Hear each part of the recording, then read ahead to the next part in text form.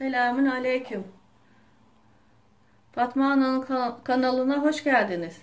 Ben şimdi küçük ekmek kadayıfı yapacağım. Onu size göstermek istiyorum.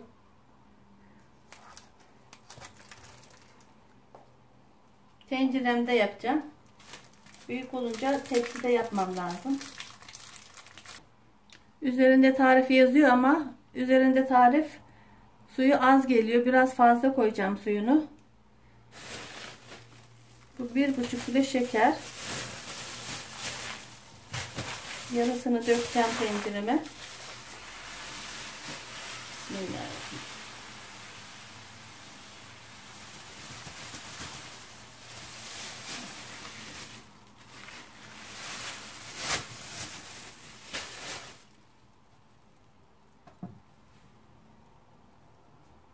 Burada 3 kilo su.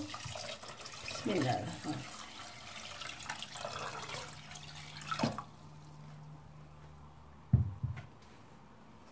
Bu şerbetimi aygaza koyacağım şimdi. Tenceremin altını yaktım. Şimdi karıştırıyorum şerbetimi. Bu biraz ılıyınca çok kaynar olmayacak.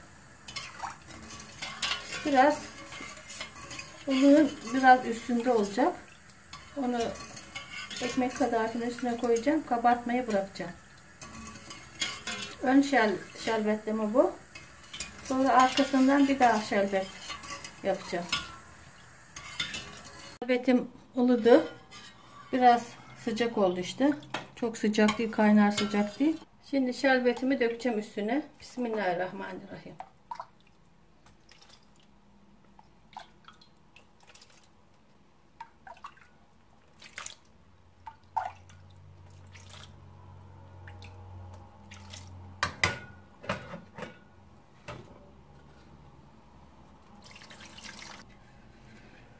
Ocağımın altı kapalı. Kapağını kapatıp kabarmayı bırakıyorum.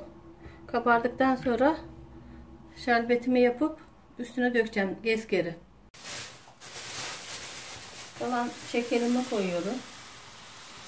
Bismillahirrahmanirrahim. Suyumu koyuyorum. Bismillahirrahmanirrahim.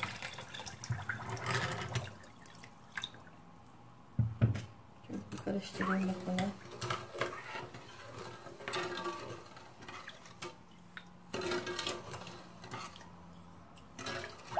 Bunun şekeri daha çok. Onun şekeri biraz az. Kabarması engellenmesi için. Şimdi aygazıma koyacağım. Şerbetimin altını yakıyorum.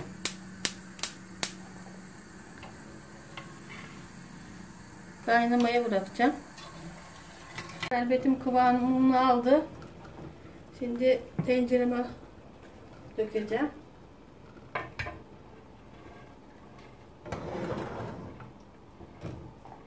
Bismillahirrahmanirrahim.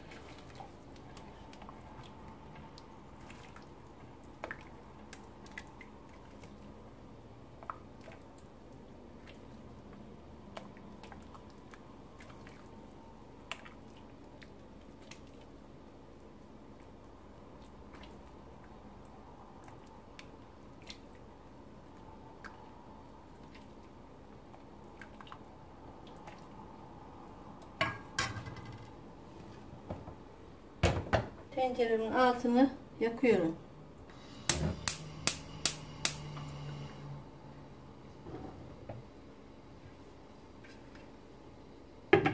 Kapağını kapattım. Altını da kıstım. Hem kaynayacak hem şişecek. Şerbeti de ara ara koyacağım. Bismillahirrahmanirrahim.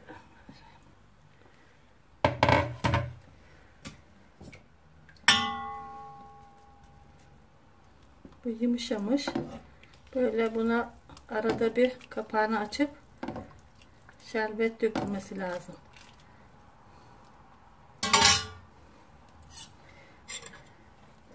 Bunu şimdi havuç dilimi keseceğim. Bismillahirrahmanirrahim. Tencereme değdirmeden.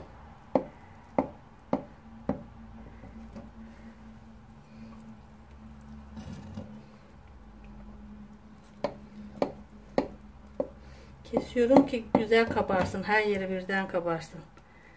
Şerbet her yerinden kaynasın. Bayağı yumuşadı. Şimdi kabaracak bu.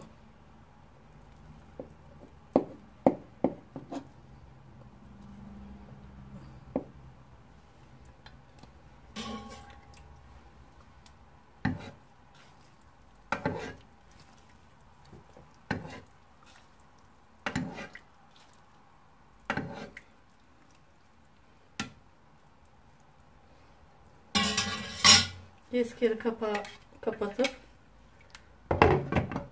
biraz altını açacağım şimdi. Kabarması için.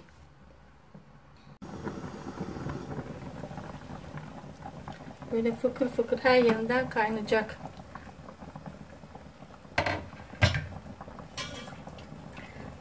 Arada bir üzerlerine şerbet dökülmesi lazım. Altı üstü bir olması için.